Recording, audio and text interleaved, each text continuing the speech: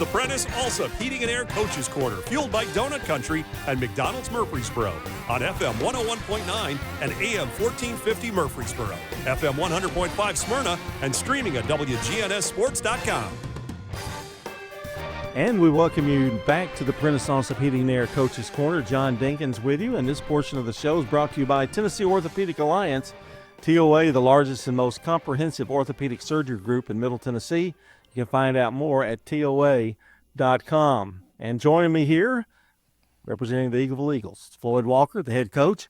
And I haven't gotten to talk to you in a while, but I'm telling you, good things are happening for Eagleville football right now. It really is. It's a lot of good things just happening for Eagleville School. So I mean, it was a huge night for our kids. I thought our stadium was really an exciting place to play last night. I thought the fans were into it. I thought the band, the student body, I thought it was just a great environment for high school football last night. And the weather was pretty much perfect. I mean, I don't know if it could get any better temperature-wise. I mean, temperature-wise, it was great. I don't know, man. It was like a dew fell. I know, that was crazy. That happened everywhere, yeah. So it made the surface just a little bit slick. There was some slipping and sliding going on. But overall, yes, it was a good football night weather-wise. Well, I don't know, but I don't know about predictions and things like that. But now we're getting into high cotton. So last night was a big game. It's first playoff game, and you all had I think a lot of people don't understand. You really had to fight to get in the playoffs, even with a great record that you had. We did. One game. So you've been in playoff scenario about the last 4 weeks. We've been in the playoff scenario or playoff mode ever since the Wayne County game. We dropped that when it kind of put us behind the 8 ball as far as whether we're going to be in, whether we're going to be out. And then Hutland got hot, and they kind of ran the table in the district, and they didn't stump their toe, upset Moore County. I don't even know if you call it an upset now, but yeah, we had to claw and scratch and get ourselves in, and I thought our kids did a super job of not panicking and just keeping their mind on their business. Floyd, you talk about peaking at the right time, and maybe I'm a little overzealous with that, but you've got to have your mindset ready to go, and it seems like the Eagles are in good shape there. I mean, what's been the change? Because it's not like you're beating them. Last night was a tough game, right. But you've gone through some opponents and really put some points up on the board. We've gotten better as the year goes along, but you kind of got to give the credit to this senior group. Like I said before, we've got 14 seniors, 15 if you include our manager, Abby Rakes. And the thing these kids are doing is just they're executing. They're executing at a high level. They're doing their job. It's not like we went and changed anything defensively. We have not changed anything offensively. It's just the way that we're going about doing it now. It's starting to it's starting to help us put more points on the board, and we were still kind of young at some spots offensively, especially at quarterback. We've grown some at quarterback. We've gotten a little bit better with both of the kids between Damon Pruitt and Ben Fox. They've gotten a little bit more comfortable playing the position, so that's kind of helped our offense out a little bit more too. That's going to help to be able to win with young guys at a key position like that.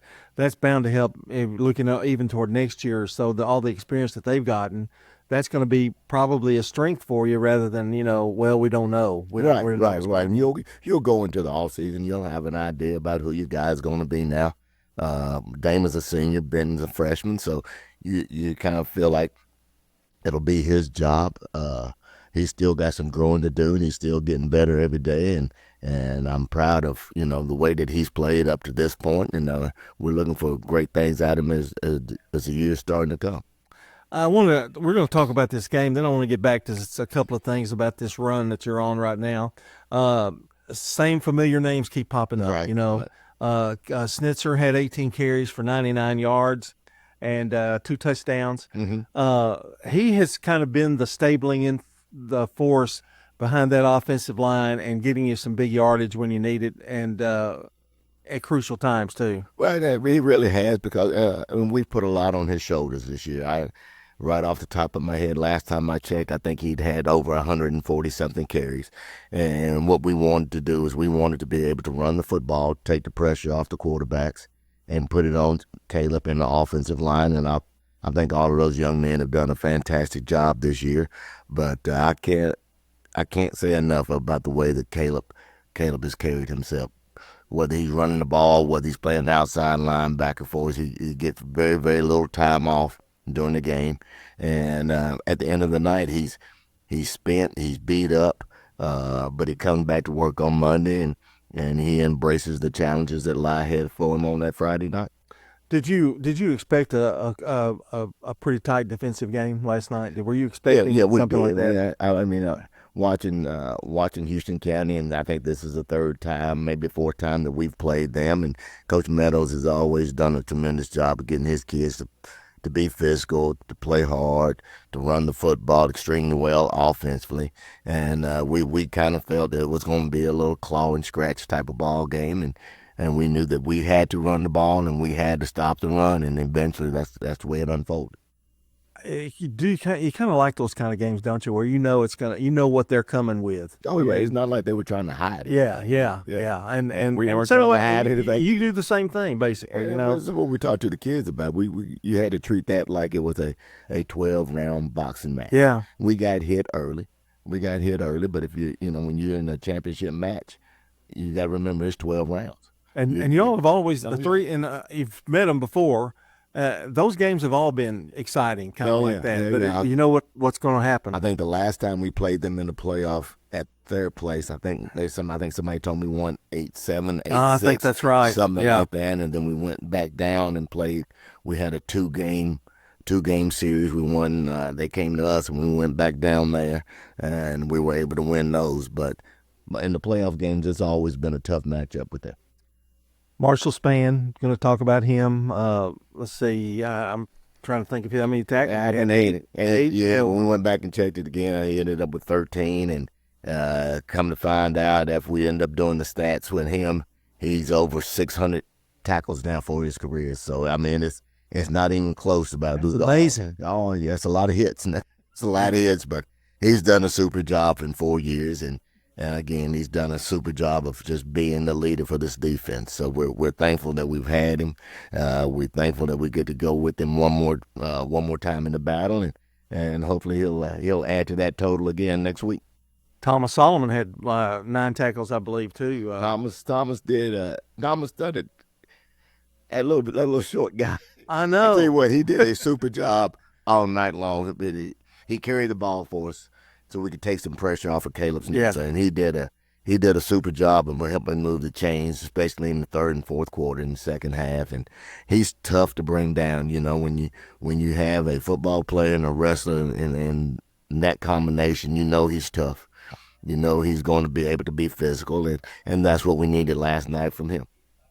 And when you look at your team, and I think every time I interview you, I say this, the Eagleville defense just doesn't break. I mean, it's just really hard to – and I wouldn't want to face you. If I was an offensive coordinator, I wouldn't want to face your bunch. I mean, they got off to a 6-0 lead, and then they shut them out the rest of the way. I mean, as our kids were able to just move on. You talk about playing the next play, and we talked about the, championship fight, but that's what our kids have been able to do. Our kids have been able to – if something happens that's not in their favor, they're able to be resilient and just let it go and move on to the next play and not hold on to it. We had a lot of mistakes in that first drive. I mean, we had a lot of penalties. We had busted coverage. We helped them out on that drive, and like you said, they kept it the entire first quarter. I don't think we had an offensive snap until maybe 6 seconds, 20 seconds, something like that in the first quarter. But our kids never flinched. They never wavered. They never had any doubt in their abilities to come back. So you tip your cap off to that group of young men. We're talking to Floyd Walker, head coach of the Eagleville Eagles here.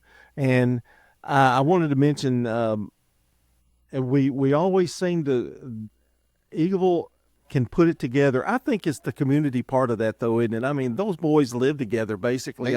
They hang out on the weekends. It's not like – you live 4 or 5 miles away. They do stuff together on the weekends too. Is that part of the chemistry there? It is. It's just part of the school. It's the fabric of the school is what it really is. Because if you've been to our place before. You see how close all the kids are. It's not like any kids treat any kids any different, no matter what type of walk of life they come from. And it's very unique to where you can see a blend of pre-K through 12, and there's a lot of interaction going on between all three of those, grade level students. But there's never any confrontations. It's always one of those deals to where it feels like everybody's trying to look out for everybody else's best interest. And if you can bring that into the athletic part of it too, then you've got something kind of special. I know with girls after basketball or volleyball, there'd be 4 or 5 girls come over to the house, after a practice or something. And it's a lot of times they spend the night. It's crazy. But I think having a home playoff game Yes. is, for the fans, that's got to be one of the, almost like a gift to them to have a playoff game that they can enjoy and be enjoy with all their friends, because it's a lot bigger crowd for the home folk. It is. It's a deal to where it's, like you said, it's kind of like a gift. It's a deal though to where it's playoff football. Everybody knows what the stakes are.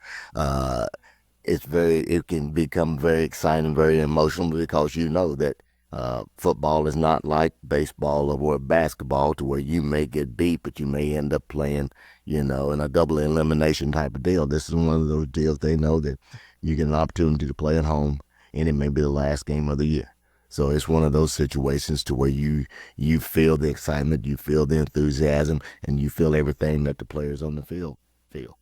Well, quick take on McKenzie. I don't know anything about him. Do you? I know. You usually tell me that you don't. Well, I mean, you go back and you look over the last 3 to 5 years, McKenzie has been one of the best football programs in 1A. They've either won the state championship or they've gotten beat by South Pitt for the state championship during that span. So we know they're going to be a good football team. They're going to be a well-coached football team. And we're just going to have to go in there and just be us and not worry about what their name on the front of their jersey is. We just got to go take care of ourselves, and if we'll do that, and we'll just see what happens. I don't know anybody can do it any better just being yourself than the Eagleville Eagles. Oh, no, that's all we're going to do. I mean, you play your game. Yep, right. We're just going to be us. And how long a drive is that? I think it's somewhere in the neighborhood of 2.5 hours. 2 hours and 45 minutes, something like that. Y'all been through that before, though. Oh, yeah, we go straight past to go to Dresden and West Carroll, so we make those trips for the last 3 or 4 years. Well, good luck to you, and I hope we're sitting here next week and talking about the same thing, about moving on. I would love for that to happen. Thank y'all so much. All right, that's Eagleville head coach Floyd Walker of the Eagleville Eagles. A lot of great things going on at Eagleville right now. New fields and stuff being talked about, all kinds of stuff. Fields. We'll talk about that later. Lights. Yeah. Lights coming up. Oh, yeah, we'll have to talk about that next time I talk to you. The Coaches Show is brought to you by JHA Company, Josh Houston and Associates, jewelry, letter jackets, yearbooks, graduation products, and more. Online at jhacompany.com. When we come back, it's Cougar Corner. Rely on the experienced professional.